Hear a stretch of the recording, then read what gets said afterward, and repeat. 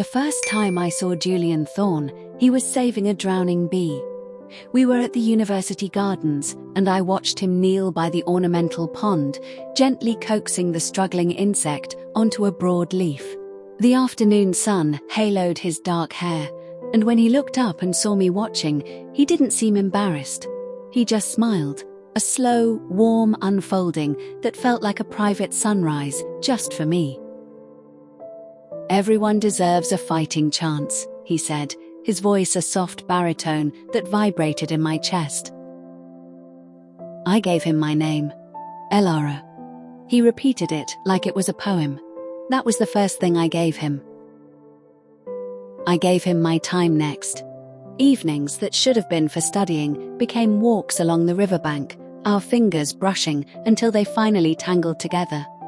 I gave him my secrets, the childhood stutter I'd conquered, my fear of deep water, my dream of publishing a novel one day. He stored each confession like a treasure, his green eyes reflecting my own soul back at me, making me feel seen in a way I never had before. "You're a universe, Elara," he'd whisper into my hair, "and I'm just lucky to be allowed to explore you." I gave him my trust when he explained the bruises. A clumsy fall during a hike, a late-night mishap moving furniture. He was so adorably self-deprecating about his klutziness and so grateful when I kissed the marks better. I gave him my solitude, letting my other friendships wither because no one understood our connection like he did. "They're just jealous," he'd murmur, his arms a possessive cradle around me. "They can't comprehend a love this pure." I gave him my family. He charmed my mother with his old-fashioned manners, debated politics earnestly with my father, and played patient board games with my little sister. "He's a keeper," Dad said, clapping Julian on the back. I swelled with pride. I was keeping him. I was giving him a home in their hearts, too. On my 23rd birthday, under the same oak tree where he'd saved the bee, I gave him my future. He got down on one knee, presenting a simple, elegant diamond. "My life began when I met you," he said, tears in his eyes. "Let me spend the rest of it making sure yours is filled with light." I said yes. I gave him my yes. The pain started small, a subtle shift in the atmospheric pressure of our love. It was a text I didn't answer quickly enough because I was in the shower, and the chill in his voice when I called back. I was worried. You know how my mind races. I gave him my apologies, soothing his invented fears.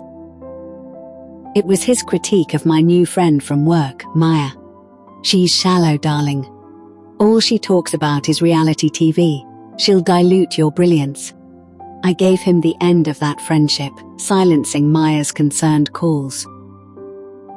The first physical pain was a gift, too, in his twisted logic. We were arguing about the wedding venue. I wanted the sunlit botanical garden. He insisted on the darker, grander cathedral. My stubbornness frustrated him, he said. He gripped my upper arm to make his point, his fingers pressing into the flesh so deeply I gasped. The shock in his own eyes seemed genuine. "Oh God, Elara, look what you made me do." He was devastated, kissing the blossoming fingerprints, his tears hot on my skin. "My temper, it's my father's temper. I fight it every day. But you push me, darling. You have to help me be better." I gave him my understanding. I gave him my compassion. I took the blame. The cathedral was beautiful, they said. After the wedding, the economy of our relationship became stark. I gave, he took, and the currency of repayment was pain. He didn't like my writing. The late nights I spent crafting stories were nights I wasn't focused on him. "It's a childish hobby, Elara. When will you focus on our real life?" He deleted a 30,000-word manuscript from my laptop during a system cleanup. The pain was a hollow, screaming void in my chest. He held me as I sobbed. "It was holding you back. Now you're free." I gave him my dream. His business ventures failed, one after another. Bad luck, he said. Predatory partners. My salary as a copy editor became our lifeline. I gave him my money, my financial security. The pain was constant anxiety, checking prices, skipping lunches. Then, the children. I wanted them so badly my body ached with it. He'd say, soon, then cite stress, money, instability. I found my birth control pills replaced with sugar pills. When I confronted him, his face was a mask of calm betrayal. I was worried you'd get pregnant before we were ready. I was protecting us. The pain was a betrayal so deep it felt like my soul had been scalded. The final gift was my body, in a way I never intended. It happened after a dinner party where I'd laughed a little too long at a joke our host, a male colleague of mine, had told. The car ride home was a silent Arctic. Inside our apartment, the facade cracked. "You humiliate me," he hissed, his voice low and venomous, flirting like a common whore. The argument was a familiar spiral, but the landing was new. His hand wasn't a grip this time, it was a closed fist. The impact against my temple was a white-hot supernova of pain, followed by a ringing silence and the metallic taste of blood. I crumpled. He stood over me, breathing heavily, then slowly sank to his knees. The transformation was instant, horrific. His rage melted into abject horror. "Ilara, my God, what have I done?" He was sobbing, begging, bathing my face with a trembling cloth. He was a little boy lost. He called in sick for me for a week, nursing me with a cloying, suffocating devotion. The pain was no longer just physical. It was the complete annihilation of the man I loved, revealing a terrifying stranger who wore his face. "I'm a monster," he wept daily. "But I'll get help. I'll change. You're my only salvation. Without you, I'm nothing. I'll die." I looked in the mirror at the yellowing bruise around my eye, a sickening sunset on my skin.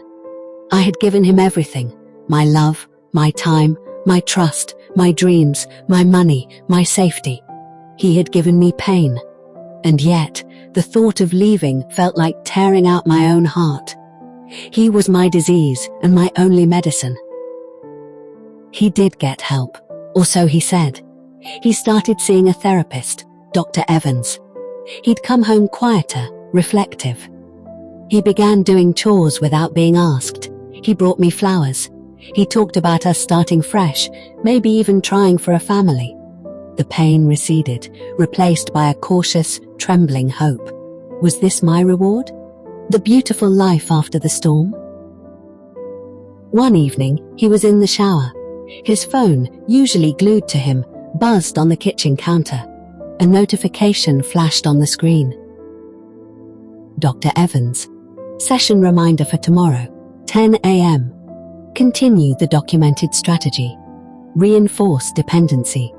Gaslighting metrics are showing excellent progress. The world did not tilt. It shattered. It evaporated. The air turned to glass, and I couldn't breathe. The phone buzzed again, another message preview. Unknown number. The trust fund dispersal is still pending her signature. Keep her compliant until Q4. Mother sends her love. I stood there, the hum of the refrigerator, the only sound in my roaring silence.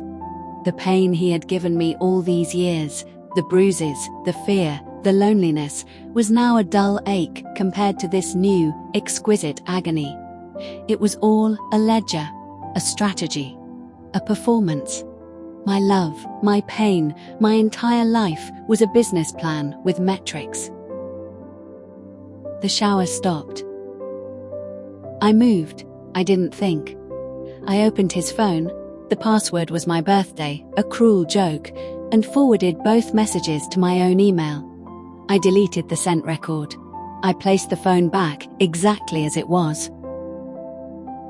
Julian padded out, a towel around his waist, smiling his perfect sunrise smile. "Hey darling, you okay? You look pale." I gave him one final thing.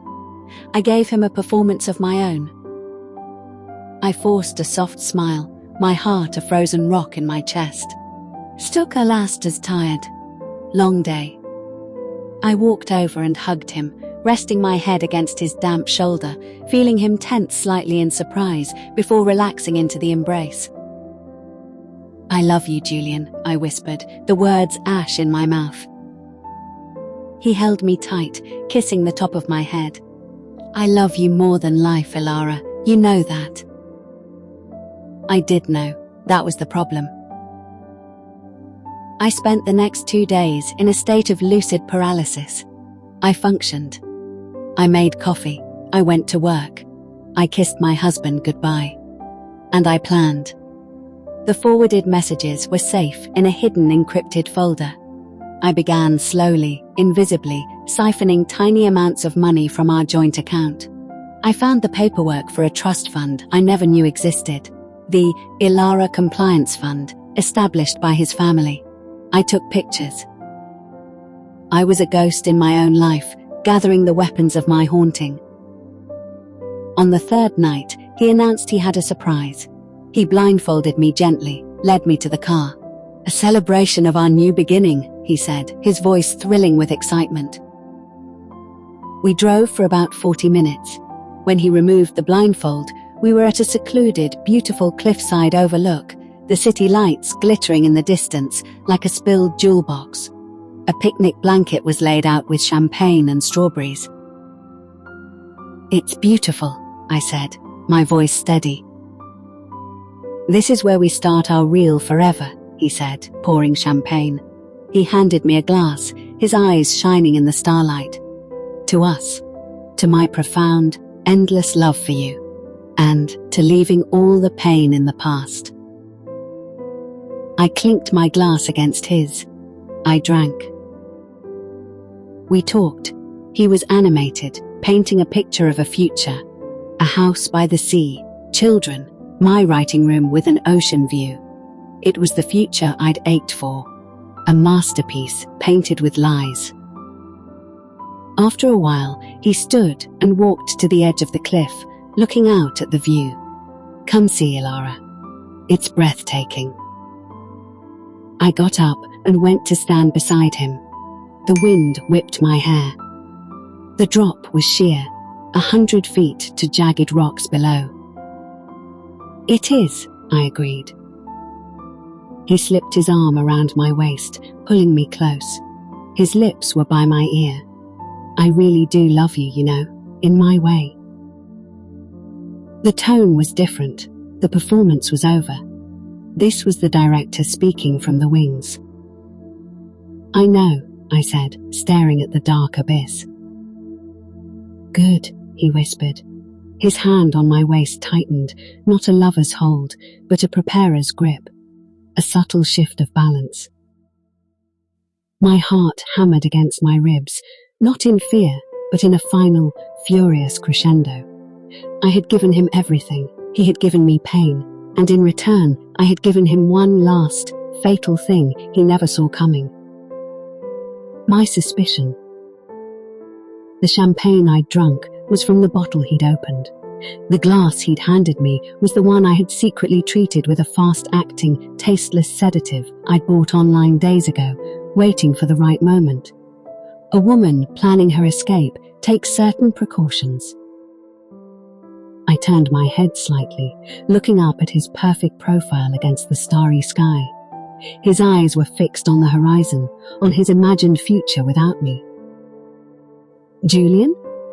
I said, my voice soft. Yes, darling? His grip was already loosening, his coordination beginning its slow, treacherous fade. The world was starting to tilt for him, not me. I smiled, the most genuine smile I'd given him in years. Your turn to fall.